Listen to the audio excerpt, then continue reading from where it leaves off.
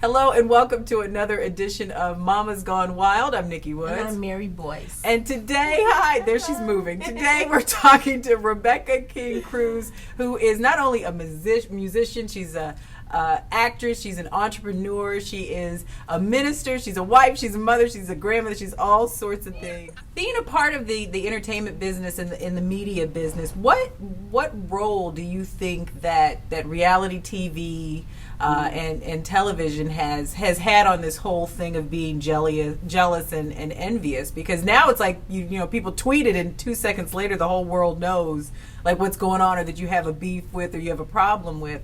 What role do you think that's played, and how do you think we can turn that back around?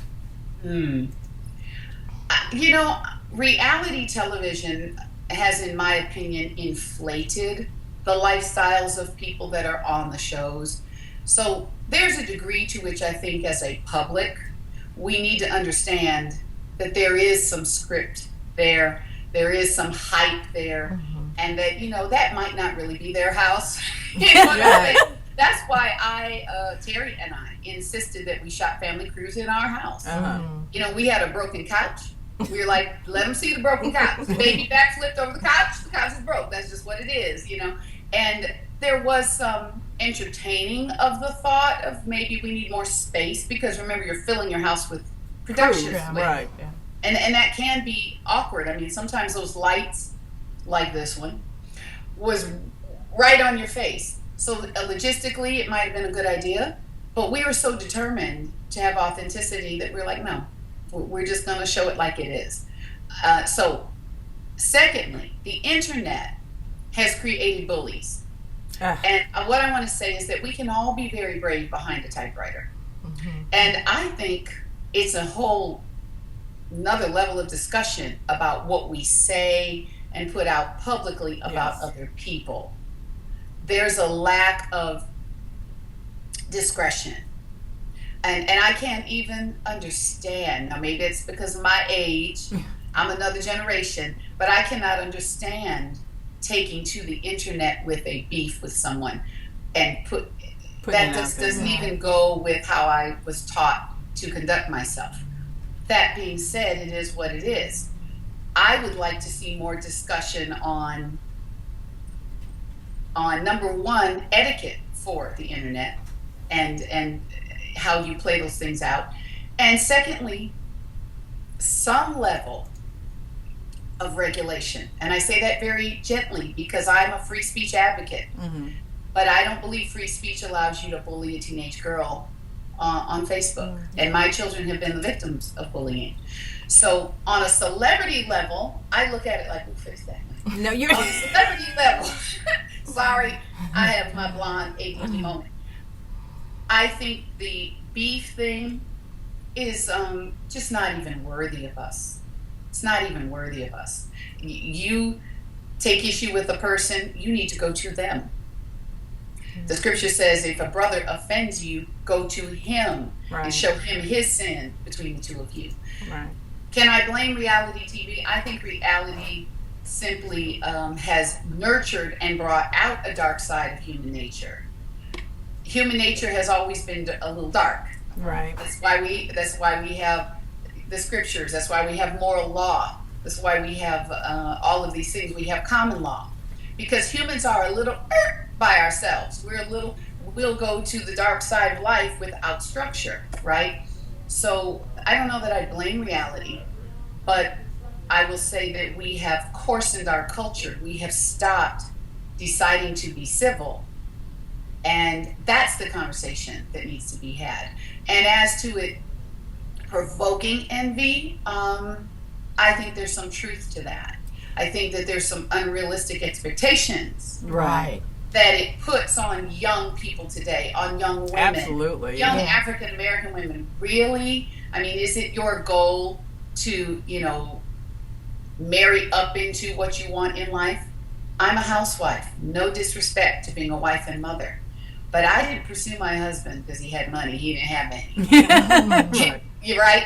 I pursued him, or I should say he pursued me, because he had good character. And he was just a good soul. And I think that as we live in that landscape, of relationships and watching them play out on TV like that, we have to make different decisions. And what ends up happening is after the burn and after the disrespect, then you say, maybe I ought to go back to what Mama told me.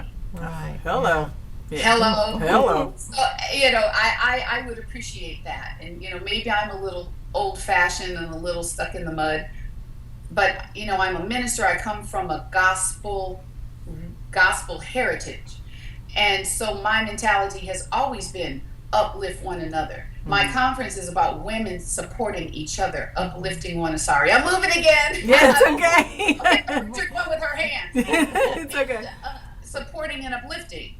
So I'm all about women, and I'm all about sisters, and I'm saddened by what I see in that. It's hard for me to even read it. It's hard for me to go on my Twitter feed and read what I see. I'm like, oh my God. Yeah.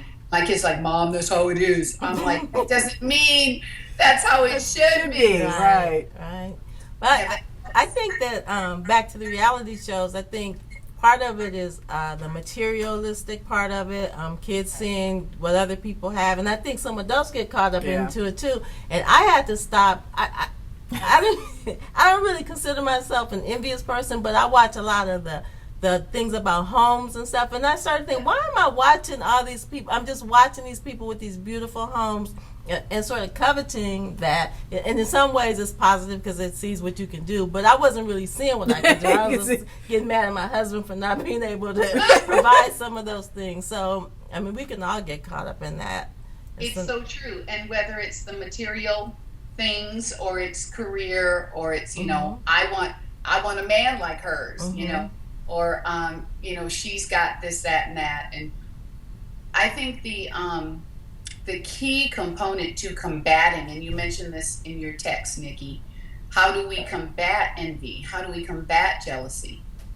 My biggest goal is to motivate women to see the greatness that's in them. Yeah. I do believe insecurity is the heart of jealousy, the sense that you are not enough like you are, that God didn't make you wonderful, and He did.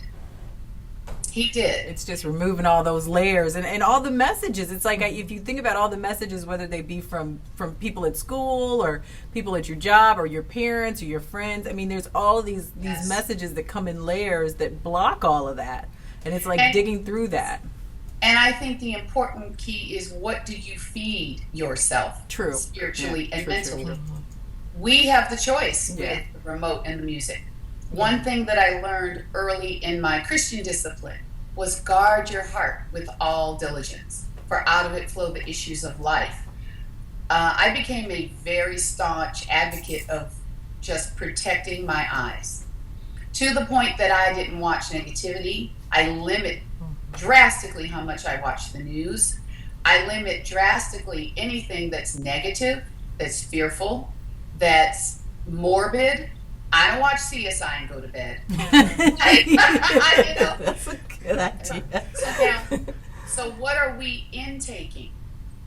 We are like the computer, right? Input, output. Right. What we put in is what we'll become. Right. As children, people wrote on our lives what they believed about us. We internalized that. Now we have the power through self-talk, through affirmation, through monitoring our daily intake of information, to feed that which is wholesome or to feed that which is not. I find if I'm watching those shows, I'm going, dang, what's up with her? I'm all in the gossip side. Now, I may not spread it because I'm out here in the desert and none of my friends live out here with the wolves and the coyotes. So I'm not one to necessarily tell it. Right. But absorbing it became a little addicting to me, like, oh, who's broke up with who and what's going on. And it's such negative energy for your soul that it is a waste of time and really could be better used pursuing your goals so that you're not envious, so that you're living your best potential. And when you are doing that, you're not jealous of anyone. Yes. I can tell you when I'm on my A game, nobody. I study her and her, but when I'm over here with my lips stuck out, well, what am I not doing? Right. Are you putting the best efforts forward? Are you rising up after failure and saying, okay, dust off, try again? Or are you laying down in disappointment talking about what you'll never have? That's not good for you. Nope. It's not faith. Well, we're gonna have to take up an offering or something. And we definitely are going to have you back when you get closer to your women's conference. Right. Because I would like to really go in depth with that. Well, we're planning it now. We're working on it. We're trying to find the best location and timing. And I know, it's a lot. And this is my first, so I don't know what in the world I'm doing. So I'm utilizing some wonderful people to help me. But good. This is so on top of what I strongly advocate. And so thank you for calling me, Ms. Nikki, because you're hearing from the Lord. I was like, we've been trying to work this out for so long. I was like, this will be perfect for you. So we are glad that you are available. And like I said, we'll definitely have you back when you get closer to your conference so we can spread the word about that as well. Awesome.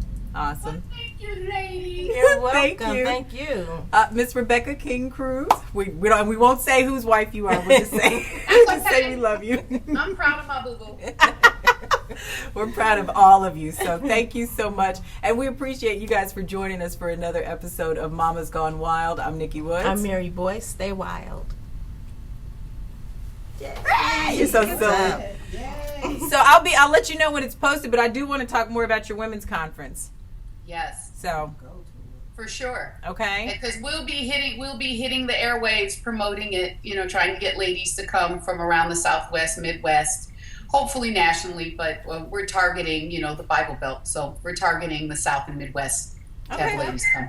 Well, definitely, whatever we can do, we will do. Oh, Wanda, thank you. You're welcome. Right. We'll talk to you later. Have a wonderful day. Thank you. You too, lady. Bye-bye. Bye.